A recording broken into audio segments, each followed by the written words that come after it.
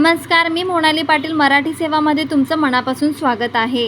आजपासून मी सर्व योजनांचा लाभ आपल्याला कसा घेता येईल या गोष्टी तुम्हाला सांगणार आहे। त्यामुळे आपल्या चॅनलला सबस्क्राइब करा, लाईक करा, शेअर करा। तुम्हाला जे लाडकी बहीण योजनेबद्दल जे बदल केले आहेत ते तुम्हाला सांगणार आहे। मुख्यमंत्री माझी लाडकी बहीण या योजनेअंतर्गत 7 बदल करण्यात आले आहेत। पहिला बदल म्हणजे सदर योजनेत अर्ज करण्याची मुदत ही 1 जुलै ते 15 जुलैपर्यंत ठेवण्यात आली होती। या मर्यादेत सुधारणा करण्यात येत असून आता सदर मुदत ही 2 महिने ठेवण्यात आली असून म्हणजेच 31 ऑगस्ट 2024 पर्यंत लाभार्थी महिला अर्ज करू शकतात। त्या लाभार्थी महिलांना 1 जुलैपासूनच दरमहा 1500 आर्थिक लाभ हा देण्यात येणार आहे।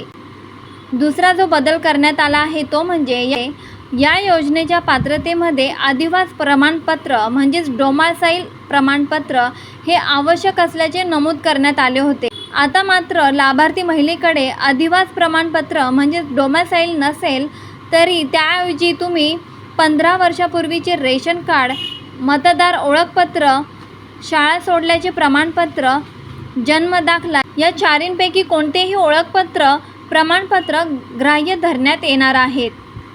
तिसरा बदल म्हणजे सदर योजनेतून 5 एकर शेतीची अट ही वगळण्यात आली आहे। चौथा बदल म्हणजे सदर योजनेत लाभार्थी महिलांचा वयोगट हा 21 वर्ष ते 60 वर्षापर्यंत होता, तर आता जो बदल करण्यात आला आहे त्यामध्ये 21 वर्ष ते 65 वर्ष हे वयोगट करण्यात आले आहे।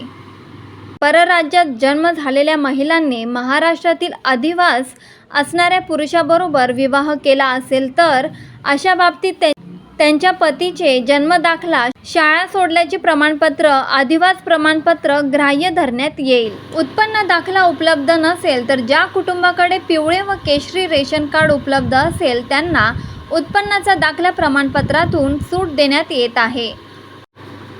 7वा महत्त्वाचा बदल म्हणजे सदर योजनेत कुटुंबातील एक पात्र अविवाहित महिलेला सुद्धा या योजनेचा लाभ घेण्यात येणार आहे। म्हणजेच जी अविवाहित महिला आहे, जी कॉलेज करते आहे, ती 21 वर्ष पूर्ण असेल तर त्या महिलेला म्हणजे त्या मुलीला देखील या योजनेचा लाभ घेता येणार आहे। तुम्हाला जर व्हिडिओ आवडला असेल तर कमेंट बॉक्समध्ये नक्की मला कमेंट करा आणि चॅनलला आपल्या सबस्क्राईब करा।